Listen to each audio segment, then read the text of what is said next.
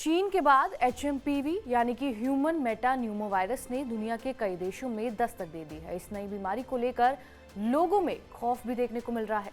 इसकी तुलना कोविड-19 से भी की जा रही है और इस बीच संयुक्त राष्ट्र ने कहा कि HMPV पहली बार 2001 में पहचाना गया था।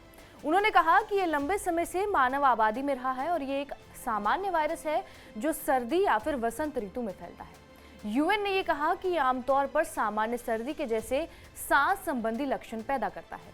वहीं भारत में ह्यूमन मेटान्यूमोवायरस संक्रमण के 5 मामले सामने आने के बाद केंद्र ने राज्य को इन्फ्लुएंजा जैसी बीमारी और गंभीर सांस संबंधी रोग समेत सांस संबंधी बीमारियों के लिए निगरानी बढ़ाने, इसके साथ साथ HMPV की रोकथाम के बारे में जागरूकता फैलाने की सलाह दी है। केंद्रीय स्वास्थ्य सचिव पुण्य सलीला श्रीवास्तव ने सोमवार को ही राज्यों और केंद्र शासित प्रदेशों के साथ एक डिजिटल बैठक की।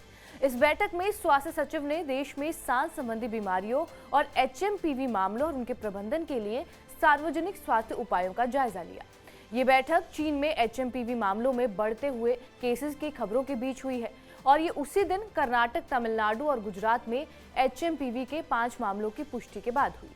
HMPV को वैश्विक स्तर पर सांस संबंधी वायरस कहा जाता है और बयान में ये कहा गया है कि केंद्रीय स्वास्थ्य सचिव श्रीवास्तव ने इस बात पर जोर दिया कि लोगों को इससे घबराने की कोई जरूरत नहीं है क्योंकि HMPV 2001 से ही विश्व स्तर पर मौजूद है।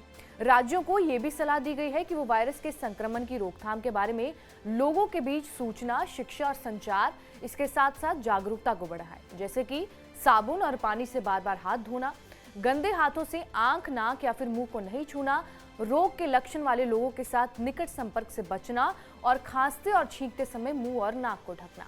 बयान में यह भी कहा गया कि श्रीवास्तव ने यह दोहराया कि सांस संबंधी बीमारियों में आमतौर पर सर्दियों के महीनों में ही ज्यादा बढ़ोतरी देखी जाती है और देश में ऐसे मामलों में किसी भी संभावित वृद्धि की आशंका को लेकर पूरी तरह तैयारी की गई है।